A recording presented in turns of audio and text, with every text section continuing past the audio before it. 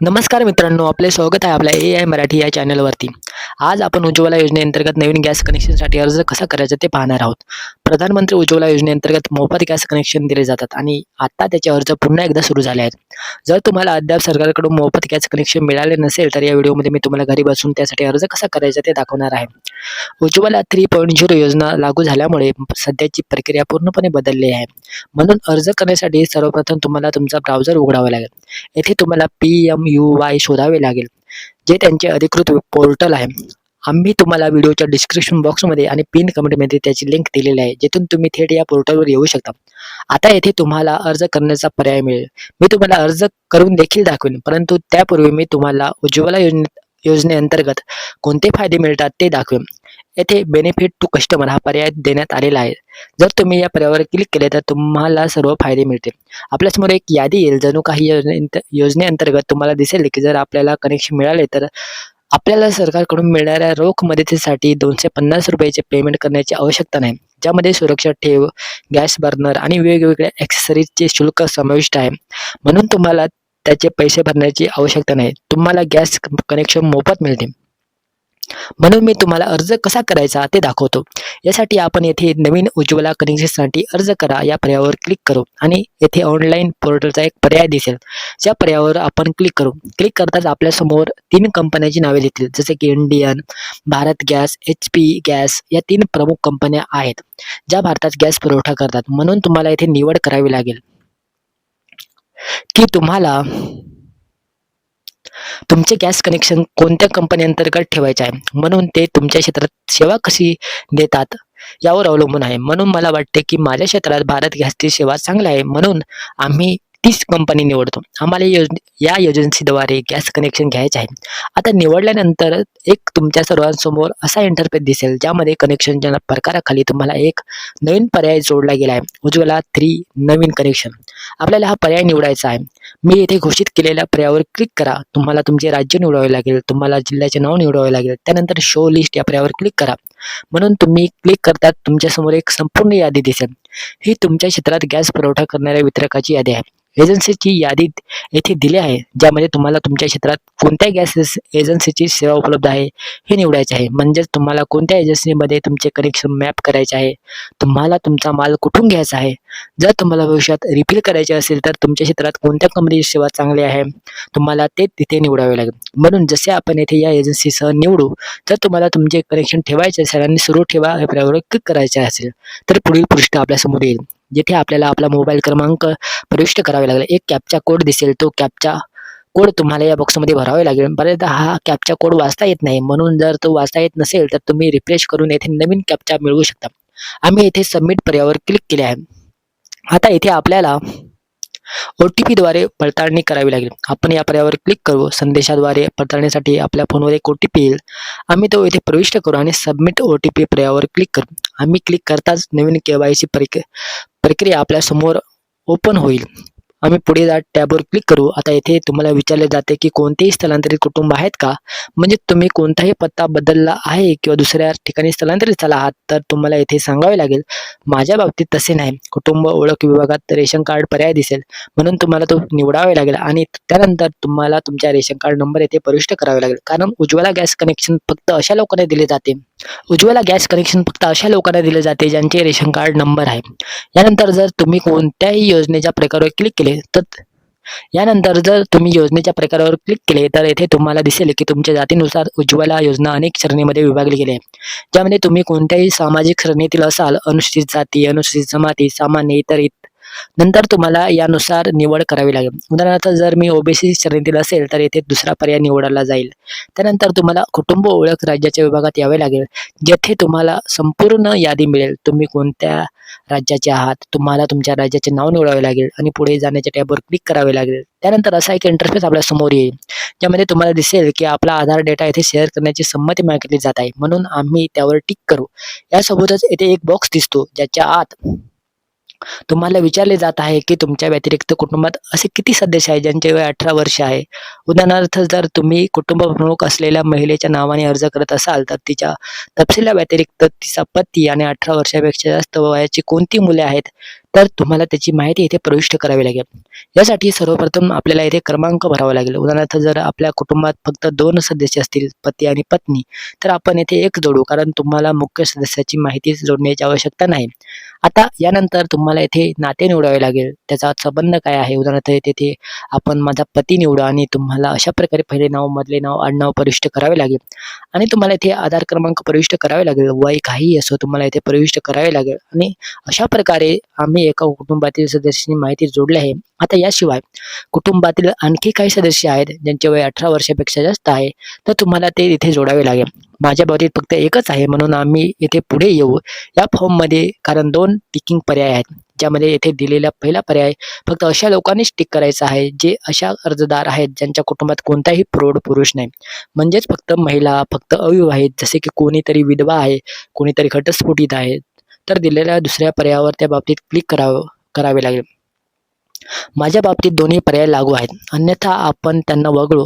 आपण पृष्ठात खाली येऊ. आपल्याला वैयक्तिक तपशिलाच्या विभागात यावे लागेल. आता येथे तुम्हाला श्री, श्रीमती म्हणजे श्रीमंती निवडावे लागेल, कारण एक महिला अर्ज करत आहे. येथे मधले नाव नसेल तर तुम्ही ते वगळू शकता. यानंतर तुम्हाला जन्मतारखेच्या विभागात यावे लागेल. येथे तुम्हाला या कॅलेंडरच्या पर्यायावर क्लिक करावे लागेल. सर्वप्रथम तुम्हाला वर्ष निवडावे लागेल. त्यानंतर महिना आणि तारीख निवडावी लागेल. त्यानंतर तुम्हाला पत्त्याच्या पुराव्याच्या विभागात यावे लागेल. येथे तुम्हाला सर्वांनी तुमच्या सध्याचा पत्ता, म्हणजेच ज्या ठिकाणाचा गॅस कनेक्शन घ्यायचं आहे त्या ठिकाणचा पत्ता जोडावा लागेल.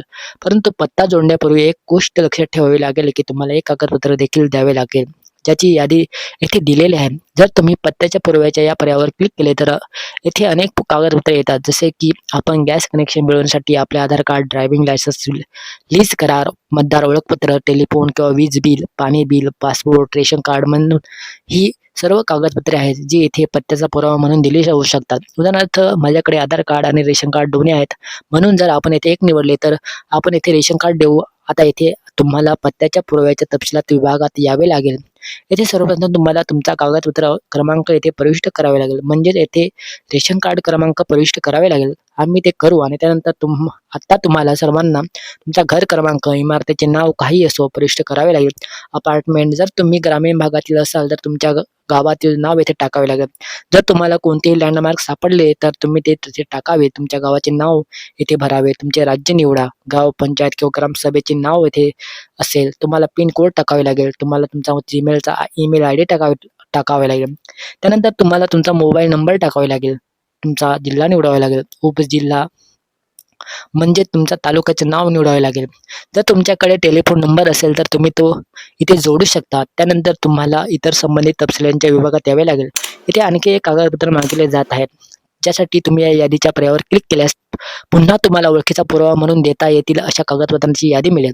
ज्यामध्ये जर तुमच्याकडे आधार कार्ड असेल तर ते स्वीकारले जाईल. पासपोर्ट, पॅन कार्ड, मतदान ओळखपत्र. जर तुमच्याकडे कार्ड असेल तर तुम्ही तुमच्याकडे असलेले कोणतेही कागदपत्र देऊ शकता. उदाहरणार्थ माझ्याकडे आधार कार्ड आहे, माझे काम यासह होईल, आम्ही हे निवडू आणि त्यानंतर आमच्याकडे आहे येथे 12 अंकी आधार क्रमांक नंबर टाका आणि व्हेरीफाय आधाराच्या पर्यायावर क्लिक करा. म्हणजे अशा प्रकारे आमचा आधार नंबर येथे व्हेरीफाय झाला आहे. आता यानंतर आपल्याला पुढील विभागात मिळेल जो कॅश ट्रान्सफरचा आहे. जेव्हा सरकारकडून मिळणारा कोणताही फायदा तुम्हाला डीबीटीद्वारे हस्तांतरित केला जाईल, तेव्हा ते पैसे कोणत्या खात्यात जातील यासाठी तुम्हाला तुमचे खाते येथे जोडावे लागेल. म्हणून येथे आपल्याला आधार क्रमांक म्हणून नाव टाकावे लागेल. इथे आपल्याला आधार कार्डवरील आमच्या नावाप्रमाणेच टाकावे लागेल.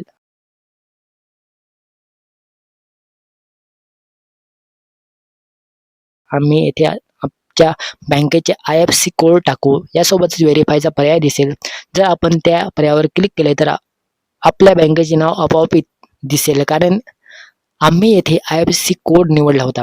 बचत चालू आहे, तुम्हाला तो इथे टाकावे लागेल. परंतु यानंतर तुम्हाला निवड करावी लागेल, कारण तुमचे नाव तुमच्या बँक खात्याच्या पासबुकात दिसते तेच तुम्हाला येथे प्रविष्ट करावे लागेल आणि तुम्हाला तुमचा खाते क्रमांक येथे प्रविष्ट करावे लागेल. पृष्ठ विभागात पुन्हा तुम्हाला तुमचा खाते क्रमांक प्रविष्ट करावे लागेल. आता यानंतर तुम्हाला पॅकेज विभागात यावे लागेल. इथे 2 प्रकारचे पर्याय दिसतील. म्हणून जर तुम्हाला मोठा गॅस सिलेंडर घ्यायचा असेल तर तुम्हाला 14.2 किलोचा सिलेंडर निवडावा लागेल आणि जर कोणी 5 किलोचा गॅस कनेक्शन घेत असेल तर तो असेल तर तो लहान पर्याय निवडू शकतो. परंतु उदाहरणार्थ जर आपल्याला मोठे गॅस कनेक्शन घ्यायचे असेल तर आपण येथे 14.2 किलोचा पर्याय निवडू यानंतर तुम्हाला सर्वांना येथे स्थान निवडण्यास सांगितले जाईल. तुम्ही शहरी भागातील असाल की ग्रामीण भागातील, म्हणून जर आपण ग्रामीण भागातील आहोत तर आपण ग्रामीण पर्याय निवडू. आपण आपला जिल्हा निवडू. यासह तुम्हाला या यादीतून तुमच्या गावाचे नाव निवडावे लागेल. यानंतर घोषणा विभागात आय हिअर बायच्या पर्यायावर क्लिक करा आणि सबमिट पर्यायावर क्लिक करा.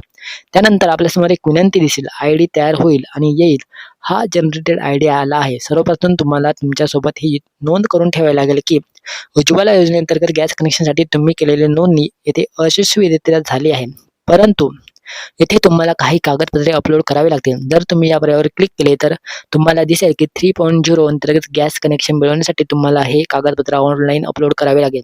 त्यात कोणते कागदपत्रे आहेत? नंतर दिलेला पहिला पर्याय म्हणजे तुमचे रेशन कार्ड किंवा तुम्ही देत असलेले कुटुंब ओळखपत्र. जर तुम्ही कुटुंब ओळखपत्र देत असाल तर तुम्हाला येथे ते निवडून अपलोड करावे लागेल. आता आकार एका कागदपत्राची जास्तीत जास्त 300 KB असावा. म्हणून आपण फाईल निवडा या पर्यायावर क्लिक करू आणि अशा प्रकारे ओपनच्या पर्यायावर क्लिक करू. नंतर अशा प्रकारे तुम्हाला दिसेल की कागदपत्र अपलोड झाले आहे. आपल्याला आधार देखील अपलोड करावा लागेल, ज्यासाठी आपण आपला फाईल निवडा या पर्यायावर क्लिक करू. हा आधार जो आपण अपलोड करत आहोत, अर्ज करणारी व्यक्ती कुटुंबातील महिलेचे आहे. इथे तुम्हाला तुमचे आधार कार्ड अपलोड करावे लागेल. हे दोन्ही बाजूंनी असले पाहिजे. आम्ही ते यामध्ये निवडू.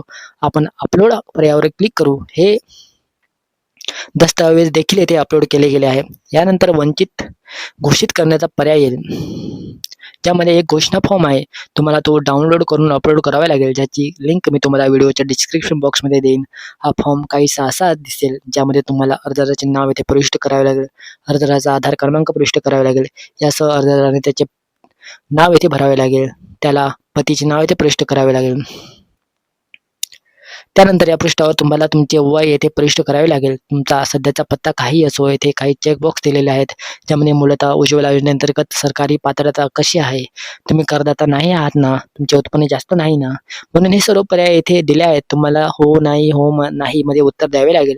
म्हणून मुळात हे सर्व प्रश्न येथे विचारले जात आहेत. उज्ज्वला योजनेअंतर्गत गॅस कनेक्शन मिळवण्यासाठी तुमच्या पात्रतेमध्ये नाही असले पाहिजे, म्हणून तुम्हाला ते अशा प्रकारे भरावे लागेल. आणि त्यानंतर अर्जदार येथे स्वाक्षरी करेल. तो इथे त्याची तारीख नमूद करा. तुम्ही ज्या जागेवर फॉर्म भरत आहात त्या जागेचे नाव टाकावे लागेल आणि ते भरल्यानंतर तुम्हाला तो स्कॅन करावे लागेल आणि अपलोड करावे लागेल. तुम्हाला हवे असल्यास तुम्ही ते मोबाईल फोनवरून कॅप्चर करून अपलोड करू शकता.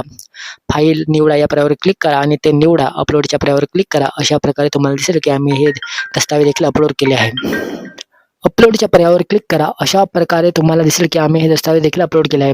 आता कुटुंब आधाराची पाळी येते, कारण येथे आम्ही पर्याय निवडला होता की कुटुंबात फक्त 2च लोक आहेत, ज्यासाठी तुम्हा सर्वांना फाईल निवडा या पर्यायावर क्लिक करावे लागेल. त्याच प्रकारे तुम्हाला आधार निवडावे लागेल आणि अपलोडच्या पर्यायावर क्लिक करावे लागेल. आम्ही येथे देत असलेली सर्व माहिती पूर्ण आहे. ती सर्व माहिती योग्य आहेत. आम्हाला मी घोषित केलेल्या पर्यायावर क्लिक करावे लागेल आणि सबमिटच्या पर्यायावर क्लिक करावे लागेल. जसे आम्ही सबमिटच्या पर्यायावर क्लिक केले आहे, त्यानंतर तुम्हाला दिसेल की आपला अर्ज यशस्वीरित्या नोंदणीकृत झालेला आहे. तेथील तुमचा स्टेटस देखील पूर्ण झाला आहे. म्हणजेच उज्ज्वला योजनेअंतर्गत गॅस कनेक्शनसाठी अर्ज करण्याचा प्रक्रिया आमच्याकडून पूर्णपणे झाली आहे. आता ही विनंती तुम्ही मंजुरीसाठी